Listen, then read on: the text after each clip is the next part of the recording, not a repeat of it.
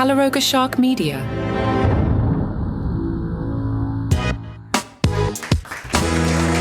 Hello, I'm Johnny Mac with your daily comedy news. Donnell Rawlings is defending his beef with Corey Holcomb. Donnell was on TMZ Live where he explained that the beef was because he wanted to shield himself from Corey's allegations that anybody in comedy who's done 3 movies or more has had to do a favor for somebody in the business. Donnell points out that Corey himself has done 4 movies. Perhaps doing a favor, perhaps not, I don't know. Donnell points out that Corey's literally guilty of his own joke. He's also mad that Corey took shots at Dave Chappelle. You know, I was listening to yesterday's podcast in the car as I was on my way to the National Donuts chain. I do that most mornings to QC the show, see if I blew any edits or made a horrible mistake of some kind. And I was listening to Corey say that out of 5 Dave Chappelle specials, 2 of them are funny. That's kind of accurate. Donnell says he doesn't understand the need for comics to create controversy by taking shots at others, something that's been happening quite a lot lately in epic fashion. Well, here's why. In show business, you fight up, you never fight down. Cat Williams threw kerosene on everything, and now everyone's talking about him. That's what's going on here. When's the last time you heard me mention Corey Holcomb on this podcast before this week? Never? 2 years ago? I don't know. I can't remember it. So yeah, that's what's going on here. Everybody's throwing heat. Which reminds me, that coward Joe Rogan still has not accepted my challenge to him. I guess he's some sort of wuss. I will fight you in the ring, Joe. You tell me where, UFC 300, I'm in. What are you afraid of, Joe Rogan? See, that's what everybody else is doing. Maybe I shouldn't take on Rogan. Can I fight Conan O'Brien? I mean, he's a lot taller than me, so he's got reach, but I feel like I could take Conan O'Brien. Conan, what are you afraid of, you wuss? Let's go. UFC 300, me and Conan O'Brien in the octagon. Bring it. Are you scared? Awkward segue time. I told you last week about David Lucas made a George Floyd-related joke attempt. Apparently, there's a video out there of David Lucas claiming to have spoken with members of George Floyd's family, as well as close friend Stephen Jackson. Lucas apologized for the pain they may have felt, but did not apologize for the joke. Lucas was on the Willie D Live show and said, "I'm an advocate for free speech, right? The great Patrice O'Neal said that a funny joke and a bad joke come from the same place, so that was my attempt at comedy. It was to get shock value. I'm a troll. You heckle me, now I heckle you. I don't apologize for doing the joke. Who are we as the gatekeepers to say when a joke goes too far? Well, you're the comedians. You guys get to say when a joke goes too far. I joke about beating on white women. I joke about killing white women. I joke about gay people." This sounds like a great set, David. "I joke about the transsexual community, so the moment I apologize for a George Floyd joke, now I got to apologize for every other joke." Move on, John. So who in this situation is the gatekeeper to tell me you went too far or you didn't go far enough? Is it because I'm not famous? If Dave Chappelle had told that joke, what would have happened? If Dave Chappelle told that joke, there would have been 5 million articles about it, followed by 5 million opinion pieces, and me putting Dave Chappelle's name in the episode title of several episodes of this podcast. That's what would have happened. There's still, wait, let me check one more time, because I did the show prep a few hours ago. I believe there's still no Shane Gillis press, and this is not because I'm an idiot and don't know when the episode is airing. It's airing this week. If I throw Shane Gillis into Google here on Wednesday afternoon, we see the article I talked about yesterday. Why does Shane Gillis keep promoting his Holocaust deniers? Up Rocks has one called SNL host Shane Gillis had Holocaust deniers on his podcast. And the third one is Shane Gillis coming to Rockford in June. Is SNL trying to sneak this episode in? I don't know what's going on here. Are you happy Shane Gillis is hosting? Did no one else want to host it? I mean, somebody would have hosted it. No? Why'd you pick Shane if you're not going to promote it? They are promoting the upcoming hosts. Sydney Sweeney will host on March 2nd. Casey Musgraves is your musical guest. Then Josh Brolin and Ariana Grande on March 9th. Maybe tomorrow we'll see some Shane Gillis press. Very interesting. Adam Sandler out there promoting Spaceman. The movie was making its debut at the Berlin Film Festival last night. Wonder if anybody was excited about it. Doing some of the weightless scenes, Sandler says, "The wires were tough because my body's not the most flexible body. The wires hurt me. They dug into me. The stuntmen who would wire me up every day would say, 'That hurts,' and they didn't believe me. But we did it as a team. The director would say, 'You don't look like you're floating. What are you doing?' And I'd say, 'Well, what should we do?' And then they'd wire Johan up, and he'd be like, 'More like this.'" Spaceman in select theaters February 23rd. Netflix March 1st. You could probably wait the 8 days. No, yes. Oh, no, it's February. It's not even 8 days. 7 days. I counted on my fingers. Sandler was asked if he'd do more dramatic roles. He said, "Yes, I love doing the Spaceman. It was an amazing process. Now, you know me. I much prefer dramatic Adam Sandler. His two best films are, of course, Uncut Gems and Hustle. Much prefer that to Adam Sandler's attempt at comedy. I actually think he's pretty good as a dramatic actor. So more of that. Now, this one with a CGI alien, as much as I like science fiction, I don't know, but I'm going to watch this out of curiosity. So I have something to talk about on the podcast as well. Day of the week's March 1st. Oh, a Friday. Great. Mike Epps has a new special out on Netflix. Jason Zinnemann, who does great work in the New York Times, said Mike Epps may be the only stand-up comic alive who's upset that Cat Williams didn't insult him. A non-spoiler vibe review, as I call it. Zinnemann writes, on stage, Mike Epps convincingly plays the rascal who's charmed his way out of trouble. Sometimes his charisma is a crutch. His writing can coast, especially early in this hour when he seems to be at his most generic, doing pandering or familiar jokes about prison rape, fat girls, and code switching. His most surprising moments are not punchlines, but when he says something that could in different hands come off as serious, like when he mentions he's been pretending to dislike white people for 40 years. There's also a moodier side of him that you get peeks of in his stand-up, but that probably deserves fuller expression. Like Dave Chappelle, Mike Epps makes a habit of scampering across the stage after a punchline and hitting the microphone. But there's something sweetly innocent about his version, often accompanied by a wide smile. Zinnemann points out he's a fantastic mimic. Epps has long been compared to Richard Pryor, who imbued his finest work with a startling human vulnerability. The swagger there was only a setup to the joke, something many of his successors missed. That's great by Jason. But not Epps. You can hear the influence most overtly in a joke about how cocaine affects your sex life when he gives a voice to a body part. Speaking of Richard Pryor, Mike Epps beat out several other comics, including Marlon Wayans, for the title role in a Richard Pryor biopic. That was going to happen around 2016. Never did. But Epps did play Richard Pryor in HBO's Winning Time. Here's that clip.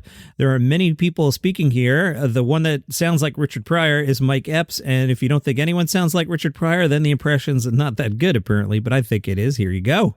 Hey, black man, black man, black man. Spencer, my main man. Oh, I man. know you've been living like a saint these days, but if you want to celebrate after the game, parties at my place in the hills. Come on up, man. We got it all, man. We got white bitches, 7-Up, and cocaine. Zinnemann floats a theory that why the movie didn't happen. He says after that Winning Time clip, Richard Pryor's widow tweeted out her disapproval. Jimmy Kimmel seems annoyed that he was sued by George Santos. He asked, did anybody else get sued by George Santos this weekend? I'm currently embroiled in what might be the most preposterous lawsuit of all time. Kimmel said, we did a nice thing. We supported him by ordering his cameo videos. Ricky Gervais shared some extremely sad news. The very funny and very lovely Ewan McIntosh, known to many as Big Keith from The Office, has passed away. An absolute original R.I.P. McIntosh was 50 years old, roughly, sort of, kind of, not really the Kevin analog on the original British Office. I've got a bunch of clips here that I just didn't get to. There was so much controversy yesterday. Yesterday was a fun episode. Not that today's bad, but yesterday I loved the fights. Here's Michael Blackson on Vlad TV talking about Taylor Swift. Watch out, Michael. She's not going to like this. Oh, there's Kelsey, with Kelsey. Taylor Swift. Taylor Swift was giving him that energy.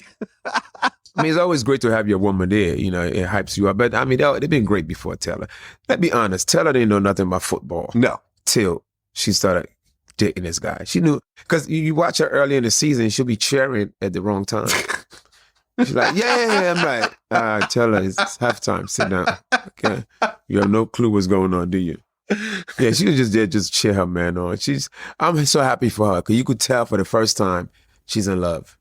Weird Al was on with Craig Ferguson. Al started talking about, and he sounds really way too guilty here, about some language he used in songs early in his career. Al, we know you come in peace. We know you don't mean anything, and I really think you're overthinking this, but here's Weird Al with Craig Ferguson. I've been releasing records, since the late 70s, so some of the, I obviously tried not to be offensive or do anything that I thought would come back to haunt me later, but there's some language, there's some words that I used in the 80s and 90s, which, are now considered slurs or offensive. So, in fact, there's one song that I did on this last tour, which had an offensive word in it. And I sang the word, and then the whole band stops, and I have to explain, I wrote this in the 90s. I didn't mean any offense by it. Language is a fluid thing. But, Can you give me, I'm not going to ask you to say the word, but can you give me a clue as to what the word is or what it pertains to? I'll say it, because I say it in concert. It's hermaphrodite. Is that a slur? Well, it is apparently. I thought it was a medical. Well, that's exactly how I explained it. In my apology, that when I wrote it in the 90s, I thought, okay, this is a technical medical term, and this is the person in my hypothetical story happens to be one. Right. And apparently that word is considered a slur nowadays, which obviously was not my intention. Yeah. Look, I'll be honest, it's not a word I use often. No, but I had no idea that. And I can see why you would use it because it rhymes with stuff. And because language changes. I mean, even the word lame, which is in common usage. And, I haven't stopped saying that. But I mean, the point has been made like, oh, that's an ableist term. Like, okay, I can see that, but it's such a common. And there's another word that I used, and I won't say this word, but it's a word that both Beyonce and Lizzo got in trouble for. It rhymes with plastic. Do you know what I'm? And begins with an SP. Oh gosh, yeah, right, okay. So, in North America, that's just considered like a goofy, yes, kind of person. But in other parts of the world, it's considered a horrible slur. Well, what's interesting is the word you're talking about. When I was a kid growing up, it was used to in medical terms. To describe, or like if someone was going to a school for people that suffered from disabilities or had disabilities, they would be called that. Yeah. And it would be on the sign on the school. Yeah. And it's not that I have any objection to language change, and it does change. But I think what I feel like there is a great deal of legitimacy in the changing of the language, but I also feel there's a lot of people out there on the balls of their feet just waiting to be offended when there's no genuine harm meant by it. Yeah. Dusty Slay was on Neil Brennan's Blocks podcast, told this story about an earlier part of his career where he was a pesticide salesman. I like this a lot. Started doing comedy as a hobby, and then I won a competition in Charleston. I made $1,000, and then the next year, in between that one and the next competition, I quit drinking. And then by the next year, I won the competition like by way more votes. And it's like, so I was like, maybe I got something here. So I start trying to figure out how to make money doing comedy, but I don't know if it was so much ambition as it was, I hate the other job that I have.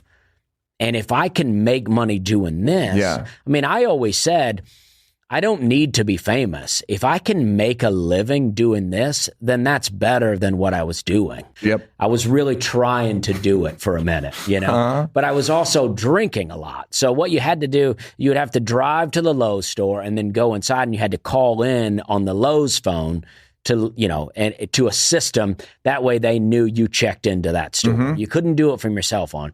That was like the way to get yourself fired instantly if you called in from your cell phone. Okay. But I would be... So I had that part wrong. But you did have... I knew you had to call in. But I would be hungover. So I would go, show up, call in on the Lowe's phone, and then go back out to my car and sit and smoke cigarettes and listen to the radio for an hour and then go back in. And Dusty here talking to Neil Brennan on Blocks about acting nervous on stage. This was pretty interesting because I'd picked up on that myself when I watched the special. I've done The Tonight Show. I just did my 4th appearance on The Tonight Show, and it's like the first time I think they thought they had made a mistake booking me because I was so nervous. Yeah. But this last time I did it, I wasn't nervous at all. I was like, all right, I've done this. Let's do it. I'm happy to be here. Now, on the other hand, I did The Cellar to prepare for the for The Tonight Show, and I'm still nervous there because it just seems like the coolest place. Actually, the first time I did the Comedy Store, and the only time I did the Comedy Store, I was in the main room and I tripped down that little step going out. I was the first one, no host, no warm up. I got 5 minutes and I tripped coming off that step. Wonderful. But I still was able to recover and had a great set. Yeah, it was awesome. Great. But it's like, I don't know. I found a way to use the nerves. It's like if I am nervous, the only thing that anyone can notice is that my voice, if you know me really well, you can tell in my voice I'm a little nervous. Yeah. But other than that, all the moves are still the same. I may touch my glasses a bit more. Jon Stewart, good for business, man. Monday night this week got 1.3 million viewers. That's up from 930,000 in week one. That's going to make him, I think, the most watched late night television show. I told you guys, put this on CBS proper. You didn't listen to me. Put it on CBS proper. Don't wait. Start doing it now and back up the Brinks truck and see if you can get Jon to do more. What's going to happen to The Daily Show when Jon's gone after November? Like, this is going to be fun all summer. And then election's going to happen and Jon's going to react to it. And then it's going to be January of 2025. And they're going to go, hey, look, everybody, here's Jordan Klepper. This might actually kill The Daily Show. Like, they were lucky Trevor was able to follow Jon. Who's going to be able to follow Jon the second time if the numbers are up this much? Episode 1, aside from the 930 right away, it hit 3 million viewers with the live plus 3-day numbers, including simulcasts on other Paramount networks. The 1.3 million is the most watched daily show since 2015. You know who was the host then? Jon Stewart. Monday Night Show beat every episode of Trevor Noah's run. And I like Trevor Noah, but back up the truck. Here you go, Jon. Desi Leidick is your host this week. The 4-day Slow Comedy Festival kicks off tonight in its 14th year in San Luis Obispo. Founder and director Eric Shantz tells KSBY that he started it 14 years ago after seeing a similar format done in Edinburgh. Our year one, we had stages on milk crates with tabletops that we used folding tables on. So we actually have a well-built stage, actual sound system, spotlights. It's an amazing transformation. 22 shows across 10 venues. Information at slocomedyfestival.com, slowcomedyfestival.com. I skimmed the names. I don't think there's anyone that, unless you're really into this, that you would recognize, so I won't do the lineups every night, but it sounds like a cool festival. From the Department of Don't Make This, Please Don't, Paramount Pictures, working on a spinoff to Ferris Bueller's Day Off. The spinoff takes place kind of during Ferris Bueller's Day Off. It centers on the two valets who borrow the Ferrari belonging to Cameron. Remember that scene? Yeah. This is called Sam and Victor's Day Off. Hollywood is out of ideas, man. If you've got HBO Max, HBO Max, HBO Max, Rory Scovel's got a new special today. I've mentioned this before. It's like, how did Rory Scovel, who's fine, how did Rory Scovel pull an HBO Max special? Well, Conan O'Brien is producing it under his Team Coco banner. That's how. Doesn't mean the guy's not funny. Doesn't mean the guy's not cool. Just means Conan O'Brien's producing it. So that's part of Conan's deal. That's how he gets it. In the new hour, Rory Scovel offers observations on disparate subjects such as religion, sex, mushrooms, vaccines, parenting an 8-year-old, and much more. 70-minute set, which is probably 15 minutes too long, says the guy who hasn't seen it yet. Rory Scovel, religion, sex, and a few things in between on your Max today. And that is your comedy news for today. If you enjoy the program, tell a friend about it. They might like it too. Or you can share it on social media, or you could like the Facebook group, and we can go viral that way. Always trying to grow the show here. Appreciate your help with that. So new members in the Facebook group, welcome to the group. Everyone's encouraged to join us. If you do try and join before you post the first time, you get a quick timeout. We had some porn bots over the summer, so I had to put in a rule, but I usually approve things pretty quickly. I can usually tell if you're a porn bot or not. How do I know? Extensive research. No, that's a joke. See you tomorrow.